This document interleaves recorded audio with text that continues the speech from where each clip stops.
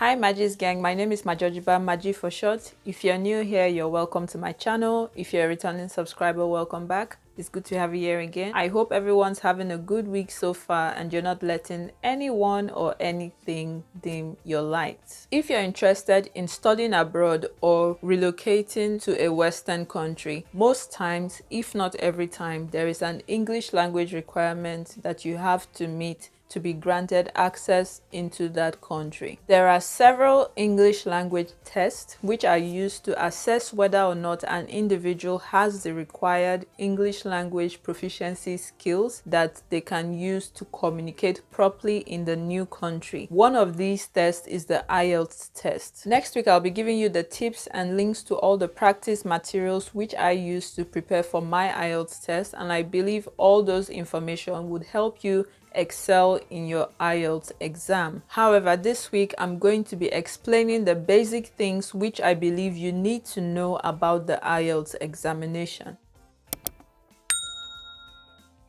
The IELTS examination assesses your English language abilities in terms of speaking, listening, reading, and writing. The total duration of the test is about 2 hours and 45 minutes. There are two different types of the IELTS examination, the academic and the general training. Most times you will be required to sit for the academic IELTS examination if you want to study in a Western country. However, you would need to take the general training IELTS examination if you are migrating to another country for the purpose of living and working in that country, either temporarily or permanently. The listening and speaking components of the IELTS general training and academic are the same. However, the reading and writing for the academic IELTS are a bit more complex than that for the general training IELTS.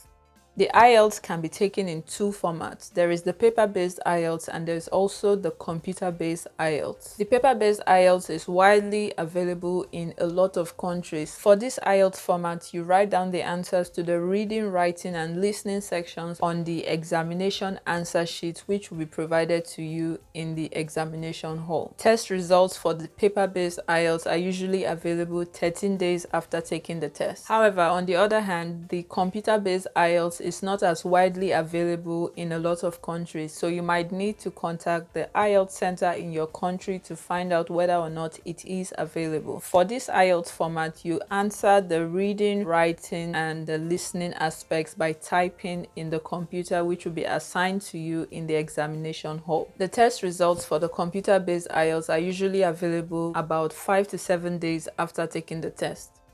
The IELTS academic and general training test scores are calculated using a band scale with scores ranging from 1 to 9, 1 being the lowest band scale and 9 being the highest. Each test component is assigned an individual score, that is the reading, the writing, the speaking, and the listening. They are all assigned individual scores based on your performance in the test, after which your test result is going to be assigned an overall score, which is an average of the 4 scores of the 4 components in the test. For example, if person A scores 8 in listening, 7 in speaking, 6 in writing, and 7 in reading, this would give him or her an overall band score of 7.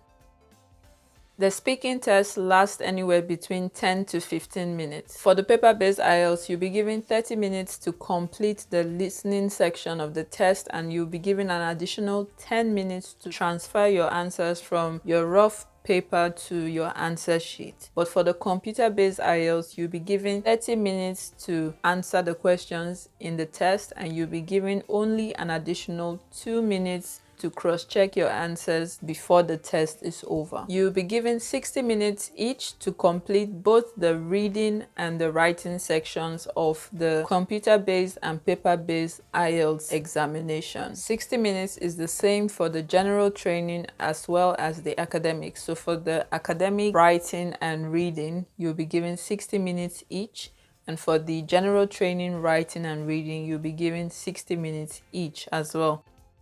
I have written the IELTS examination general training twice and I have passed both times. The only reason I wrote the second one was because the first one expired. From my experience, the way the test is usually structured is the listening component is first, after which you have the reading and then the writing. I believe this might be the standard order for the test. However, you never know, they might decide to switch things up a bit, so just be prepared for whatever comes first. The speaking component of the IELTS test can be on the same day as the other components of the test, or it could be a few days before the other components or a few days after the other components. You would need to contact the IELTS center in your country or in your area to confirm what the arrangements will be. When I wrote the paper-based IELTS examination, the speaking component was 1 week before the other component, and when I wrote the computer-based IELTS examination, the speaking component was about 3 hours before the other components. Okay fam, that's all for today. We will go into more details of the different sections next week. I will try my best to make the video as understandable as possible. But in the meantime, if you enjoyed watching this video, please give me a thumbs up and share this video with anyone you think would benefit from anything I said in this video. See you next time, but as always, stay blessed and remember God loves you.